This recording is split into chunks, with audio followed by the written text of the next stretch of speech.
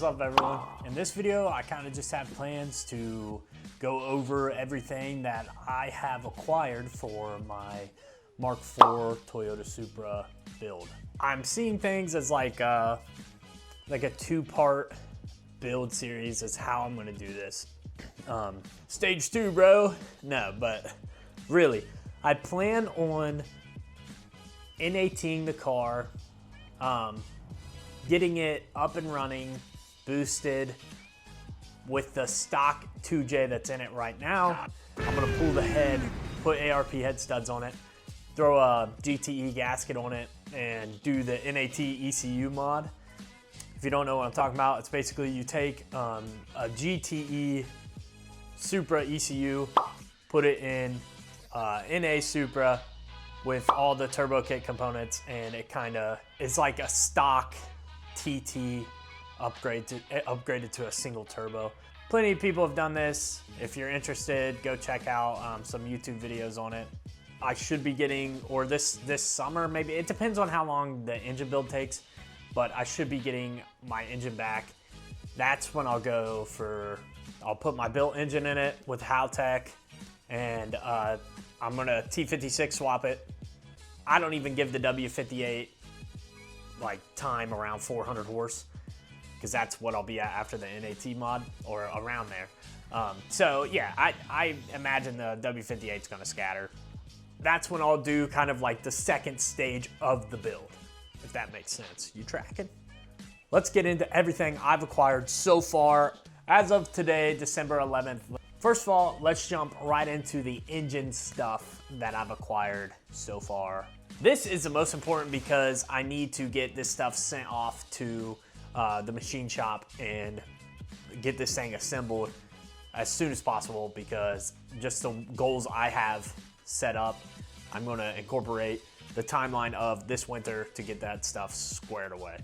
First things first, right off rip, we've got some Real Street billet mains. If you know anything about these are for some high power.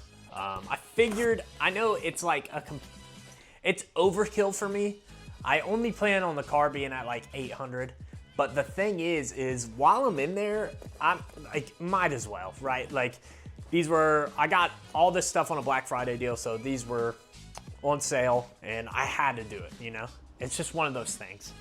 We've got some ARP 625 main studs from Real Street. This is all from Real Street, but we've got some Wiseco pistons. These things are beautiful. I mean, I'm not gonna unbox it, but they're sick. Wiseco makes good stuff. Some ARP 625 head studs. This I was gonna do no matter what, no matter the power level. So I've just heard nothing but good things. The only thing is I've heard that when you lift the head in these, it actually pulls the studs out of the block. So at that point, there's like no going back. But I really, really don't think I'm gonna do that. Like, that's crazy. Yeah, so for rods, just the bottom end, I figured I'd get started on it. That way, I'll do the head later, once the bottom end's assembled. Brian Crower, HD rods. These things are meatballs, dude. Kidding me, bro? These things are meaty. So as far as the engine build, I mean, I got bearings and stuff, but I'm not gonna bore you with that. That's pretty much the main stuff I got for the engine. Also a bunch of Real Street stickers. Shout out to those boys over there, man. I mean, great Black Friday deals. So this is pretty cool. I'm like super stoked to put this on. This is a Supra V-World coil and plug kit. He has a bunch of options for like what exactly you're running. So if you don't know Supra V-World, check him out. He's wicked smart.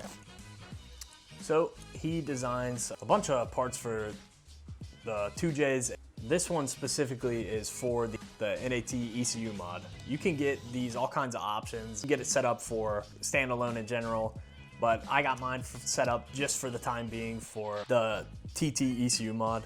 And I mean, this is like good stuff. Like, he makes it all plug and play. Once again, from Supra V-World, this is probably the coolest kit he makes, in my personal opinion. This is it's a dual cam trigger and crank sensor kit, which is huge because for the price, it's like you can't beat it. 36-2 tooth timing sprocket. Comes with adjustable cam gears that, of course, I got in purple because they're sick. Once again, check it out. For the price, you can't beat it. I can use this once again when I go Haltech and when I go to my built engine, so it's just kind of a no-brainer, but it also comes plug and play to where if you're just doing an ECU mod, you can just plug that right in. This big piece was acquired through Dula Design. If you don't know what this is an underbody splash shield for the Mark IV Supras. It's got wing pieces and everything ties together. It looks real nice under the car. So if you're a Supra guy, I would definitely, if you don't have one of these, super good products. He also makes them for GTRs, I'm pretty sure. So just check out his website. It's like right, it'll be in the description, but it's right here. Got the PHR power steering AN adapter, so that's needed when I go forward facing.